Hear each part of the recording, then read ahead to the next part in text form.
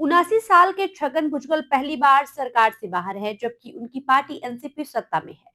OBC नेता भुजबल नाराज हैं और उन्होंने खुले तौर पर अपनी नाराजगी जाहिर की है। छगन भुजबल को मंत्रिमंडल से क्यों बाहर रखा गया, इस पर कई तरह की अटकलें लगाई जा रही है। भाजपा और एनसीपी के बड़े नेता इस पर खामोश है।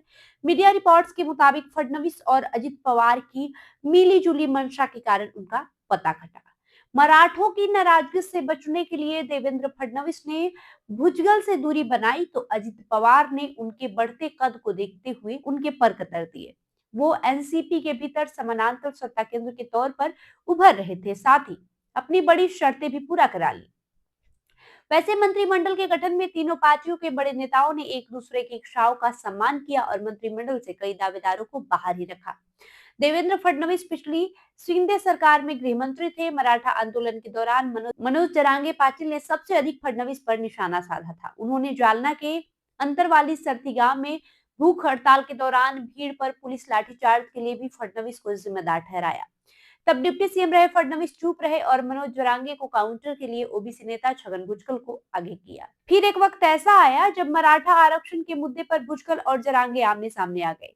दोनों के बीच जमकर जुआनी जंग हुई। मनोज जरांगे पाटिल ने भी छगन भुजबल पर भाजपा के लिए काम करने का आरोप लगाए।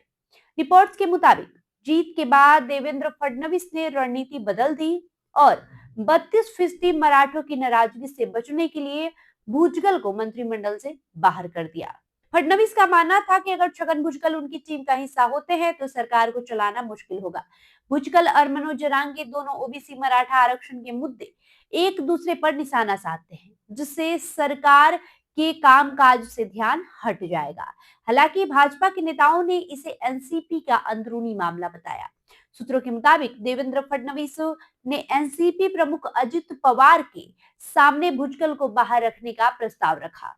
पवार भी शायद भाजपा की ओर से मिलने वाले ऐसे प्रस्ताव का इंतजार कर रहे थे। वहीं अजित पवार ने भी एक तीर से कई निशाने साध लिए। उन्होंने पार्टी में समानांतर सिस्टम बना रहे छगन भुजबल को मंत्री नहीं बनने पर हामी भर दी। साथ ही फडणवीस के सामने उन 3 नेताओं को भी मंत्रिमंडल में नहीं रखने की शर्त मान ली जिन्होंने उनके और पवार फैमिली को लेकर जले कटे बयान दिए थे।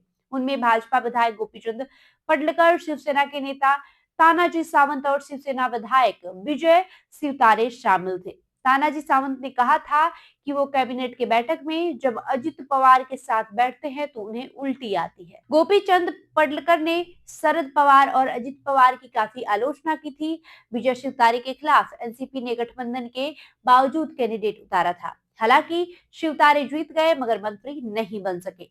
मंत्रिमंडल गठन के बाद एनसीपी प्रवक्ता ने खुशी जाहिर करते हुए कहा कि जिन लोगों ने हमारे पार्टी अध्यक्ष के खिलाफ अपमानजनक टिप्पणी की, कैबिनेट में नहीं है।